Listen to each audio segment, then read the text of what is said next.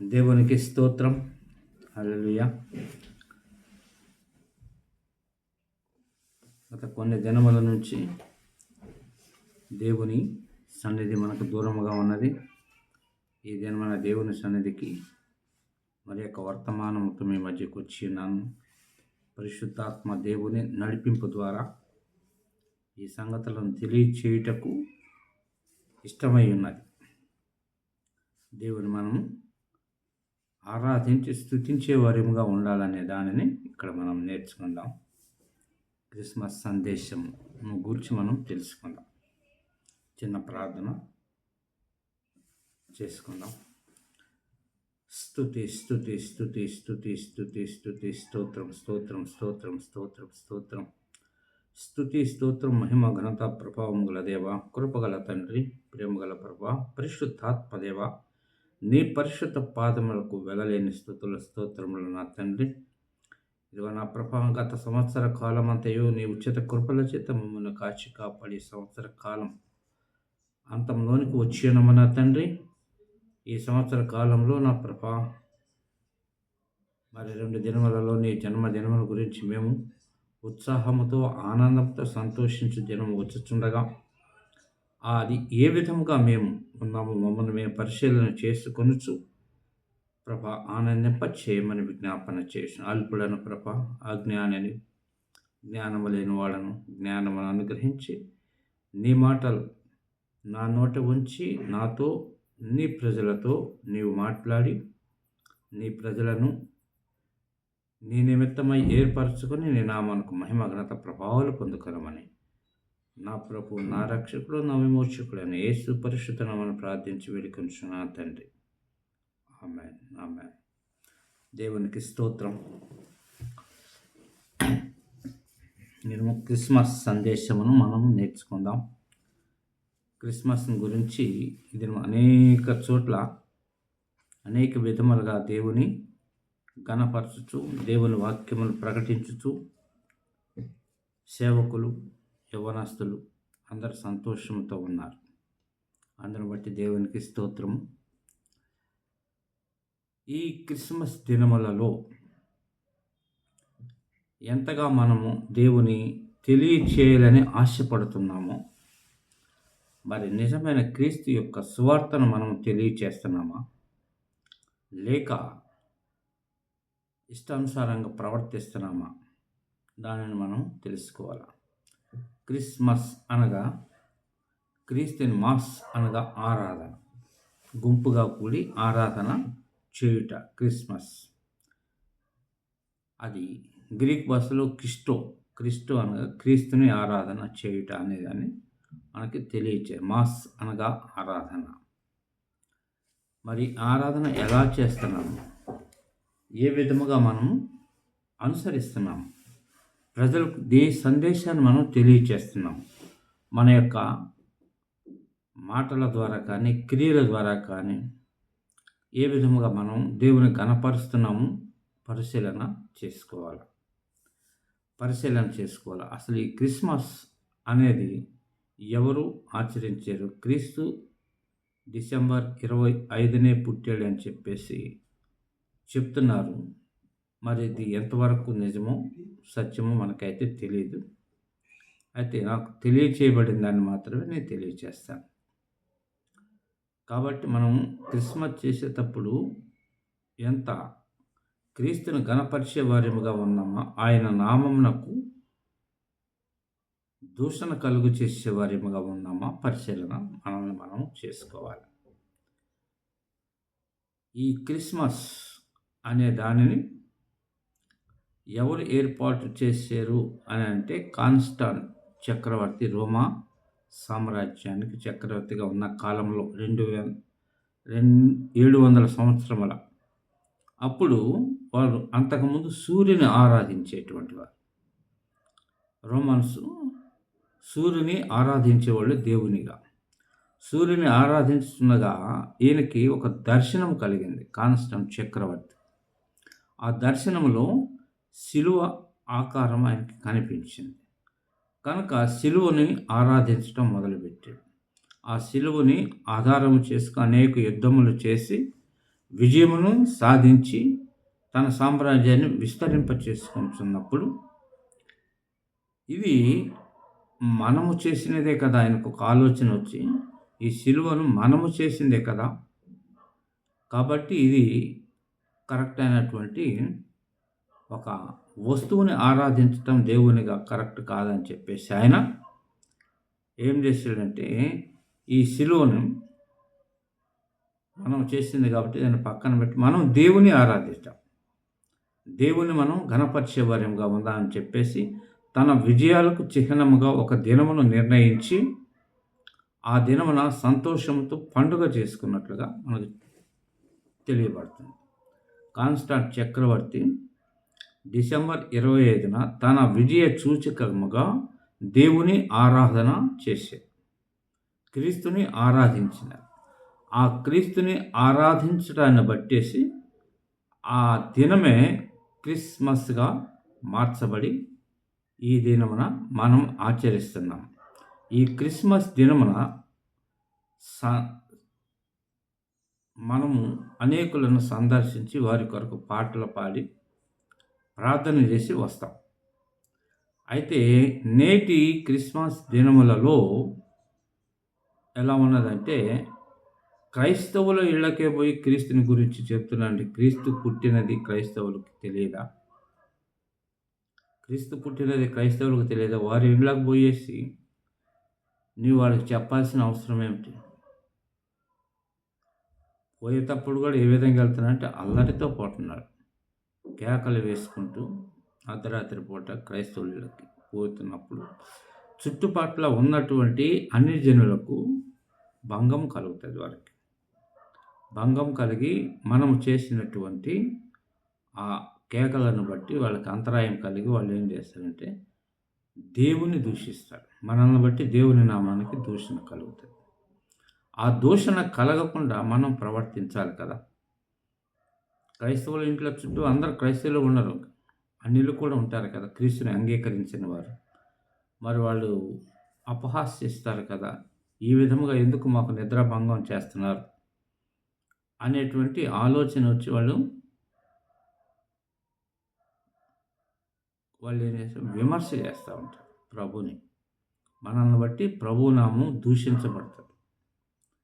మరి నీవు అన్యుల యొద్దకు పోయి చెప్పాలా, అన్యుల యొద్దకి వెళ్ళి వాళ్ళకి అనుకూలమైతే వాళ్ళని అడిగి ఒక పాట, ఒక పల్లవి, ఒక చరణం పాడేసి వాక్యం వినిపించి ప్రార్థన చేసి వస్తే వాళ్ళకి ఆ ఇంటిలో మేలు జరిగిందనుకో, ఆ మేలును బట్టి క్రీస్తు దగ్గరకు రావడానికి అవకాశం ఉంటుంది. వాళ్ళకి అన్యులకు తెలియచేయాలి క్రీస్తు పుట్టినాడు మన కొరకు అని చెప్పేసి తెలియజేసినప్పుడు వాళ్ళకి ఆ ఇంట్లో ఏవైనా సమస్యలు ఏవైనా వాటి నుంచి విడుదల కలిగితే నీవు చేసిన ప్రార్థనను బట్టి వాళ్ళు సంతోషించి ప్రభు దగ్గరికి రావటానికి ప్రయత్నం చేస్తారు. ఆ విధంగా దేవుని సన్నిధికి వచ్చినప్పుడు సేవకుని నోటి నుంచి ప్రభు మాటలు వినిపించినప్పుడు వారు మార్పు చెంది ప్రభు రక్షణ పొందుకోవటానికి అవకాశం ఉంటుంది. ఆ విధముగా ఉండాలి. కానీ క్రిస్మస్ని మనం సందర్భంగా దేవుని వాక్యమును వినిపించే వారిగా ఉండాలి. కానీ అల్లరితో కూడిన ఆటపాటలతో కేకలతో దేవుని నామమును దూషింపచేసేవారిగా మనం ఉండకూడదని చెప్పేసి మన క్రీస్తు యొక్క క్రిస్మస్ సందేశమును మనం చెప్పుకోవడానికి అవకాశం ఉన్నది. ప్రభు ఎందుకు వచ్చినాడంటే విడిపించడానికి వచ్చాడు. ఎవరిని?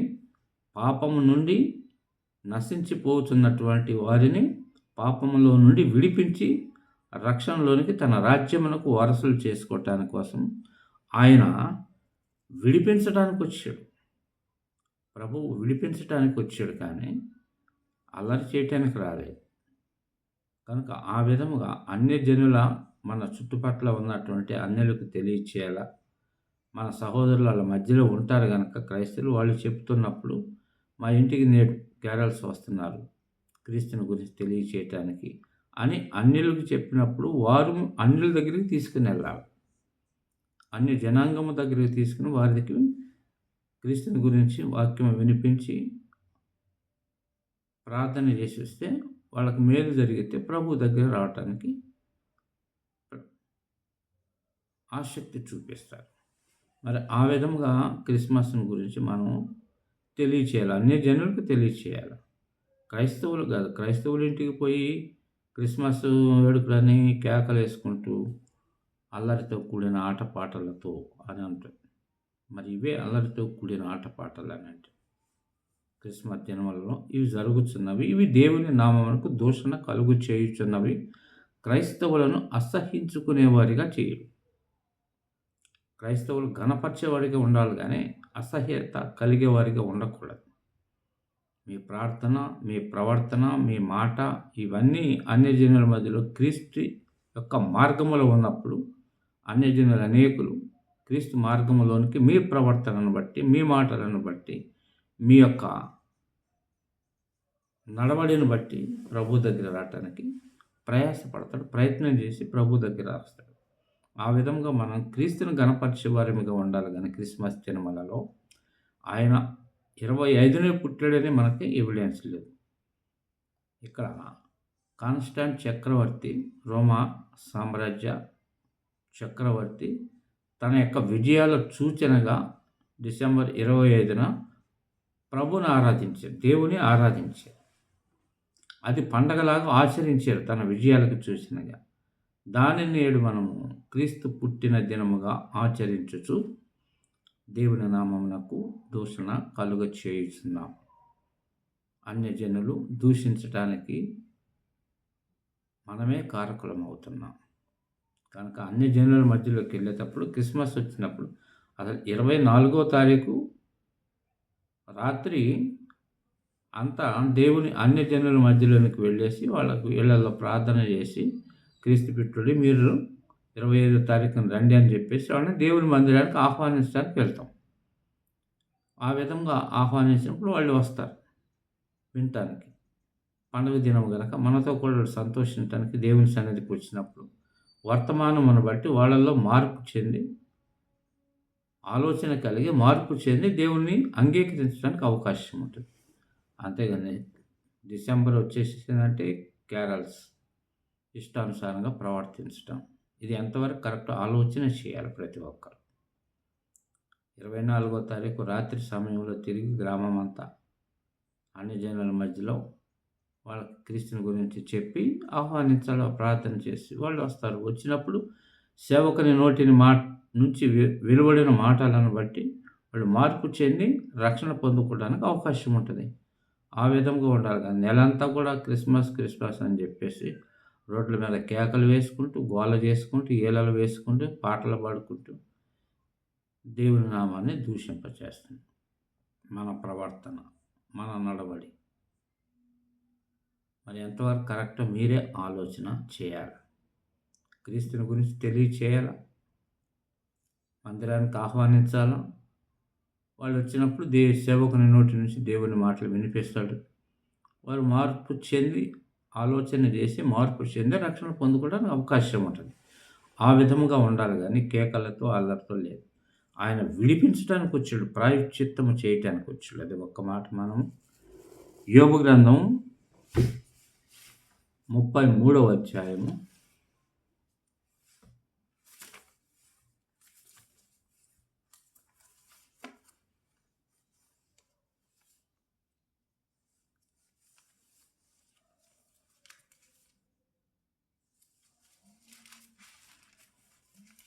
33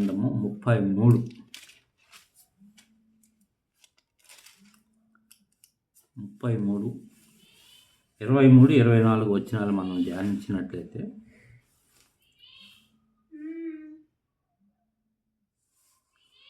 నరులకు యుక్తమైనది ఏదో దానిని వానికి తెలియచేయుటకు వేలాది దూతలలో గనుడగు ఒకడు వానికి మధ్యవర్తి అయి ఉండిన ఎడల దేవుడు వాని యందు కరుణ చూపి పాతాళములోనికి దిగి వెళ్ళకుండా వానిని విడిపించును. ప్రాయశ్చిత్తము నాకు దొరికెనని సెలవిచ్చును. పాతాళానికి వెళ్లకుండా వాళ్ళని విడిపించడానికి ప్రభువు పుట్టాడు. యోబు గ్రంథంలో ముందుగానే మనకి వ్రాయబడినది ఏమని, నరులకు యుక్తమైనది ఏదో దానిని వానికి తెలియచేయుటకు వేలాది దూతలలో గనుడగు ఒకడు వానికి మధ్యవర్తి అయి ఉండిన ఎడల దేవుడు వాని యందు కరుణ చూపి పాతాళములోనికి దిగి వెళ్లకుండా వానిని విడిపించును. ప్రాయశ్చిత్తము నాకు దొరికినని సెలవిచ్చును. వేలాది దూతల్లో ఘనుడైన వాడు ఒకడొచ్చి మధ్యవర్తిగా ఉండి దేవునికి నరులకు సమాధానపరిచే ఒక వ్యక్తి వచ్చి దాన్ని చేసినప్పుడు పాతాళంలోకి దిగిపోకుండా ఏం చేస్తున్నాడంటే వాడిని విడిపించడానికి వచ్చినవాడు ప్రభువు. ఆయన కార్చిన రక్తము ద్వారా విడుదల మనకి కలుగుతున్నది కనుక నాకు ప్రాయశ్చిత్తము దొరికినని వాడు ఎవరంటే పాపంలో పడినవాడు నా కోసం ప్రాయశ్చిత్తం చేసాడు, నాకు రక్షణ కలిగిందని చెప్పేసి రావటానికి అవకాశం ఉంటుంది. పాతాళాలకు దిగిపోయేవాళ్ళు అనేక. మరి వాళ్ళని క్రీస్తులోనికి నడిపించాలంటే క్రిస్మస్ దినం వల్ల మనకు సువార్త చెప్పడానికి అవకాశం ఉంటుంది కదా. సువార్తనే ప్రకటించాలి కానీ కేకలతో, అల్లరితో, ఆటపాటలతో దేవుని నామానికి దూషణ మనం తీసుకురాకూడదు.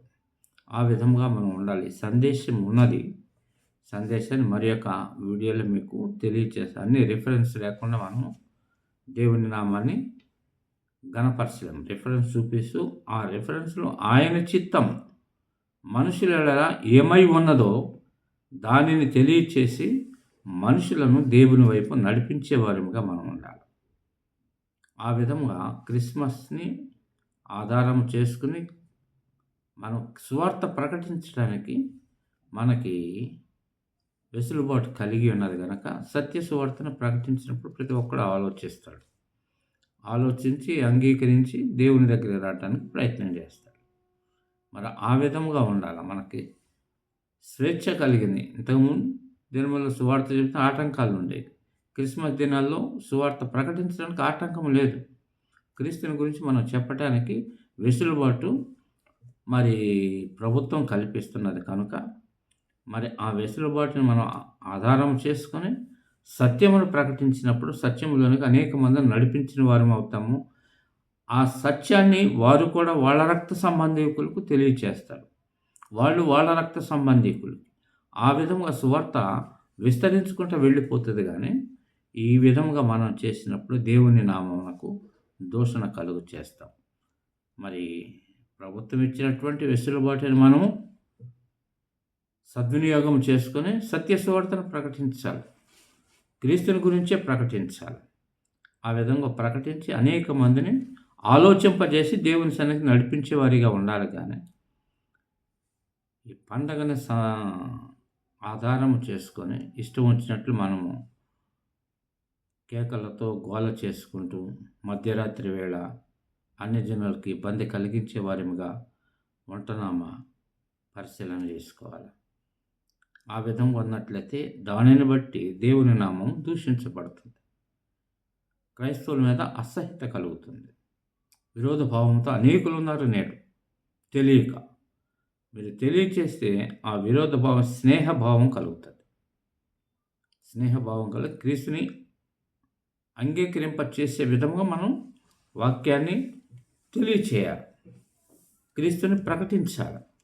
ఆ విధంగా చేసినప్పుడు అనేకులు క్రీస్తుని అంగీకరించటానికి ఆసక్తి కలిగి ఉన్నారు. కానీ సమాజంలో క్రీస్తుని అంగీకరిస్తే వెలివేయబడతామేమో అని లోకము యొక్క కట్టుబాట్లలో నుండి రాలేకపోతున్నారు. ఆ కట్టుబాట్లలో నుంచి మనం విడిపించాలంటే క్రీస్తు యొక్క సత్యాన్ని తెలియచేయాలి. ఆ విధంగా పండగ ఆరాధన చేసేవారుగా దేవునికి ఆరాధించేవారిగా తయారు చేయాలి. కానీ అల్లరితో కూడిన ఆటపాటలతో దేవుని నామమునకు దూషణ కలుగ చేయకూడదు. అనేకులు ఆలోచనతో ఉంటారు. క్రీస్తుని అంగీకరించినట్టుంటారు. వారి కూడా అంగీకరించే విధముగా సత్యమును మనం తెలియచేసినప్పుడు వాళ్ళు ఆలోచించి ప్రభు దగ్గరకు వచ్చి మార్పు చెంది రక్షణ పొందుకోవటానికి అవకాశం ఉంటుంది. ఆ విధముగా మనం దేవుని గురించినటువంటి సత్యములనే తెలియచేయాలి. క్రైస్తవుల ఇంటికి పోయి క్రీస్తు పుట్టాడని చెప్పడం ఎంతవరకు కరెక్ట్, సమంజసం మనమే పరిశీలన చేసుకోవాలి. ప్రతి ఒక్కరు క్రైస్తవుకు చెప్పాల్సిన అన్ని జనంగా మనకు చెప్పి ఆహ్వానించాలి మందిరానికి.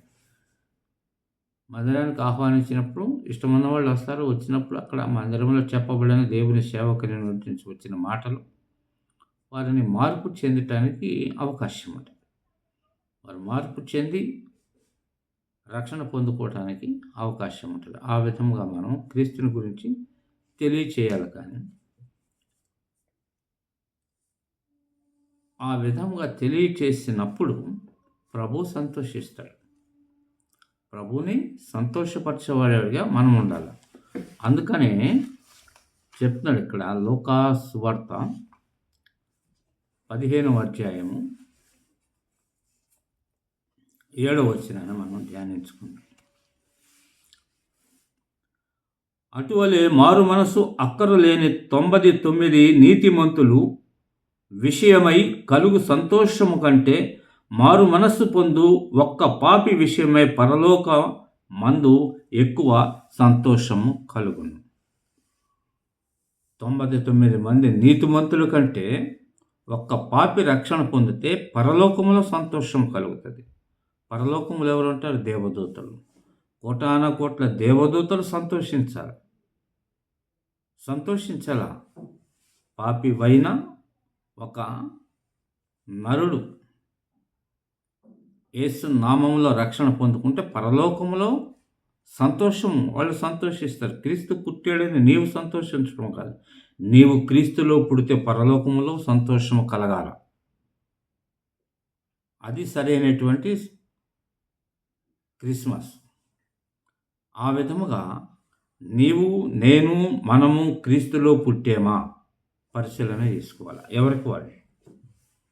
ఎవరికి వాళ్ళే పరిశీలన చేసుకోవాలి. క్రీస్తు పుట్టాడని నువ్వు సంతోషించడం కాదు. లోకములో నీవు క్రీస్తులో పుడితే నిన్ను బట్టి పరలోకములో సంతోషం జరగాలి. పరలోకం అంతా సంతోషించాల. ఆ విధముగా క్రిస్మస్ మనం ఆచరించాలి కదా. 10వ వచనంలో అంటుంది, అటువలే మారు మనసు పొందు ఒక పాపి విషయమై దేవుని దూతల ఎదుట సంతోషం కలుగునని మీతో చెప్పుచున్నాను అనెను. యేసు ప్రభు చెప్పుచున్న మాటలు తన శిష్యులతో. ఆయన సువార్త ప్రకటిస్తున్నప్పుడు ఆయన చెప్పుచున్న మాటలు ఎవరు? ప్రభు అయిన యేసు ప్రభు క్రీస్తు చెప్పుచున్న మాటలు.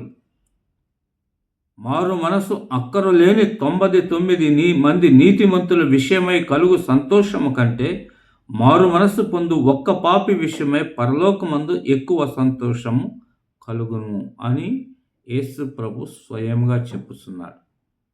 ఒక పాపి రక్షణ పొందుకుంటే పరలోకంలో పండగ సంతోషం, దేవదూతలందరూ సంతోషిస్తారని చెప్పేసి దేవుని వాక్యములో ప్రభువే చెప్పుచున్నాడు. ప్రభు చెప్పుచున్న మాటలు.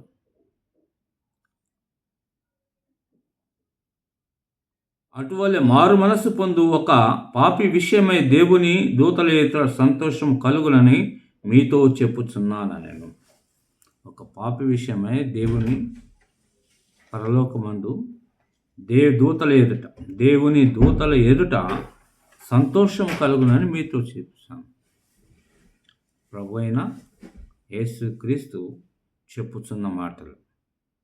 మరి నీవు నేను మనం క్రీస్తులో పుట్టామా, లోకములో ఉన్నామా? పరిశీలన. క్రీస్తు పుట్టాడని నీవు సంతోషించడం కాదు, నీవు క్రీస్తులో పుడితే పరలోకంలో దూతలు సంతోషించాలా, ప్రభు సంతోషించాలి. ఆ విధముగా మనము తెలియచేయాలని, క్రీస్తుని గురించి తెలియచేయాలని చెప్పేసి దేవుని వాక్యం చెబుతున్నది. నా మాటలు కాదు కదా, దేవుని వాక్యం. యేసు ప్రభు చెప్పుచున్న మాటలు.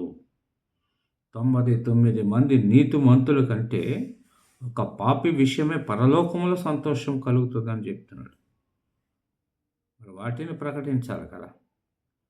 పాపములో పడి నశించి పోవచ్చున్న వానికి క్రీస్తుని గురించి తెలియచేసి క్రీస్తులోనికి నడిపించినప్పుడు తను మార్పు చెంది క్రీస్తుని అంగీకరిస్తే అతన్ని బట్టి పరలోకంలో సంతోషం కలుగుతుంది. దేవదూతలందరూ సంతోషిస్తారు, దేవుడు సంతోషిస్తాడు.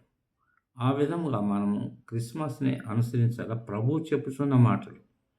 ప్రభువు పుట్టాడని నువ్వు సంతోషించటం ఏంటి? నీవు పుడితే అక్కడ పరలోకంలో సంతోషం కలగాలి. ఒక్కసారి పరిశీలన చేసుకుని క్రీస్తు మార్గములో నడుచుచు ఆయన ఘనపరిచేవారిముగా, ఆయన మహిమపరిచేవారిముగా, ఆయన నామమును ప్రకటించేవారిముగా మనం ఉండాలని చెప్పేసి తెలియజేస్తుంది దేవుని వాక్యం. మరి దేవుని వాక్యానుసారంగా నడుచుకుంటూ దేవుని ఘనపరిచేవారిముగా ఉంటున్నామా? లేక ఆయన నామమునకు దూషణ కలుగజేసేవారిముగా ఉంటున్నామా? ఒక్కసారి ఆలోచించుకోవాలి. క్రైస్తవ సమాజము, క్రైస్తవ సేవకులు ఎవరైనా సరే పరిశీలన చేసుకోవాలి. ఎవరికి వారే పరిశీలన చేసుకోవాలి. ఒక పాపిని దేవునిలోనికి నడిపిస్తున్నామా? పండగను పురస్కరించుకొని సువార్త ప్రకటించు, సత్యమును తెలియచేసి, ఆలోచింపచేసి క్రీస్తులోనికి నడిపిస్తున్నామా లేమా పరిశీలన చేసుకోవాలి. ఎవరికి వారే. నాకు నేను చేసుకోవాలా, మీకు మీరు చేసుకోవాలా, సేవకులు చేసుకోవాలి. ఆ విధముగా ఉన్నామా లేమా? క్రీస్తుకి ఇష్టలుగా జీవిస్తున్నామా లేమా? పరిశీలన చేసుకుని పండగను ఆచరించు. క్రీస్తు పుట్టాడని నువ్వు సంతోషించడం, నువ్వు పుడితే పరలోకం సంతోషించాలి. ఆ విధముగా ఉన్నావా లేవా పరిశీలన చేసుకో. మన ప్రవర్తన, మన మాటలు, మన ఆలోచనలు, మన తలంపులు అన్నీ ఆయనకు తెలుసు. తీర్పు దినమన ఉంటుంది. ఆయన తీర్పు తీర్చేటప్పుడు అడుగుతాడు. అడిగినప్పుడు ఏం సమాధానం చెప్తావు? 1000 ప్రశ్నలు వేస్తాడు ఆయన. 1000 ప్రశ్నలు ఒక్కదానికైనా సమాధానం చెప్పగల ఎవడైనా అని వాక్యమే చెప్తున్నది. యోబు గ్రంథంలో చెప్తున్నాడు యోబు. ఆయన ప్రశ్నలు 1000 ప్రశ్నలు, ఒక్కదానికైనా సమాధానం చెప్పలేడట ఒక్కడు కూడా. యోబు గ్రంథము 9:3 15వ వచనంలో కూడా నీతిమంతుడనైన నేనును నా న్యాయకర్తవని వేడుకుంటాను కానీ నేను ఆయనకి సమాధానం చెప్పలేను, నేను పరిశుద్ధుడని యోబు చెప్తున్నాడు. మరి యోబు కంటే నీతిమంతులమా? పరిశీలన చేసుకోవాలా ప్రతి ఒక్కరు. ఆయన అంటున్నాడు, నీతిమంతుడనైన నేనును ఆయనకు సమాధానం చెప్పలేను, నా న్యాయకర్తవని వేడుకుంటాను అంటున్నాడు. యోబు గురించి సాక్ష్యం ఇచ్చిన వాడే దేవుడు, ప్రభువే సాక్ష్యం ఇచ్చిన నీతిమంతుడు లేడని చెప్పేసి. మరి ఆయన చెప్తున్నాడు, నీతిమంతుడనే నేను నా న్యాయకర్తవని వేడుకుంటానయ్యా, నువ్వు వేసే ప్రశ్నకు నేను సమాధానం చెప్పలేనని చెప్పేసి అంటున్నాడు. మరి నీవు నేను మనం ఏ పార్టీ వారం పరిశీలన చేసుకోవాలి. క్రిస్మస్ అని సంతోషిస్తున్నావు. నువ్వు పుట్టితే పరలోకం సంతోషించాలి. ఆ విధముగా ఉండటానికి ప్రయత్నం చేద్దాం. ప్రభు నామమునకు దూషణ కలిగజేసే వరకు ఉండకూడదు. ఆయన నామం నిందించబడకూడదు, అవమాన పాలు కాకూడదు. ఆయన ఘనపరచబడాలా, కీర్తించబడాలా, మహిమపరచబడాలా ఆయన నామం. ఆ విధముగా మనము పండగనే ఆచరించాలి. ఆ విధముగా ఆచరించుటకు పరిశుద్ధాత్మ దేవుని సహాయాన్ని మనం కోరుకోవాలి. నరులం కనుక బలహీనులం, పడిపోతాం ఏదైనా శ్రమ వచ్చినప్పుడు. అయితే పరిశుద్ధాత్మ శక్తిని మనం పొందుకోవాలి. ఆయన ఆత్మశక్తిని పొందుకొని ఆయన సన్నిధిలో వేడుకోవాలి, విజ్ఞాపనలు చేయాలి. అయ్యా, పడిపోకుండా నా చేయి పట్టి నువ్వు నడిపించు. నీవు నడిపిస్తే నడుస్తా, లేకపోతే నువ్వు నా చేయి విడిచావు, నేను పడిపోతా అని ప్రభు దగ్గర ప్రార్థన చేసుకొని ప్రభు రాజ్యమునకు వారసులమై అనేక మందిని దేవుని రాజ్యమునకు వారసులుగా చేయటానికి, దేవుని రక్షణకు పాత్రలుగా చేయటానికి ఈ క్రిస్మస్ను మనం పురస్కరించి సత్య సువార్తను ప్రకటించాలి.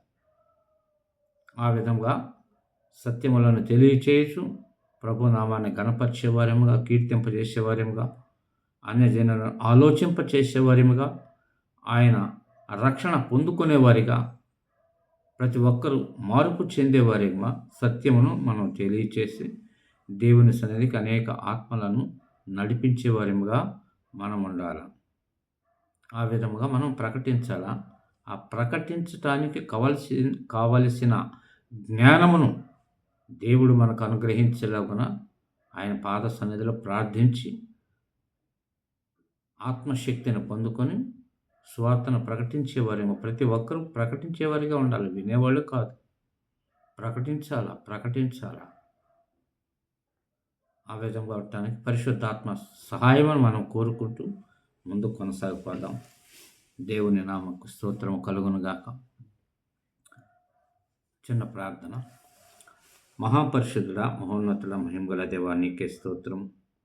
ఇదిగో నా ప్రభ, ఈ క్రిస్మస్ దినములను పురస్కరించుకొని మేము నీ యొక్క నామమును ఘనపరిచే వారిముగా ఉన్నామా, మహిమపరిచే వారిముగా ఉన్నామా, కీర్తించే వారిముగా ఉన్నామా, మమ్మను మేము పరిశీలన చేసుకుంటూ నీ నామమునకు దూషణ కలగకుండా, నింద కలగకుండా, అవమానించబడకుండాన్నట్లుగా మమ్మల్ని నీ ఆత్మతో నింపి నడిపించి నీ సత్య సువార్తను ప్రకటించేవారిగా ప్రతి ఒక్క క్రైస్తవుని నీ ఆత్మతో నింపి నీ మాటలు వారి నోట ఉంచి అన్య జనుల మధ్యలో నీ సత్యమును ప్రకటించువారుగా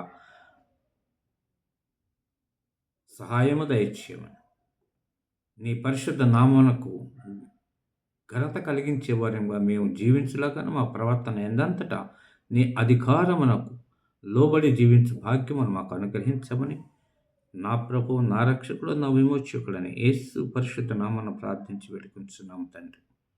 ఆమేన్. స్తోత్రం. హల్లెలూయా.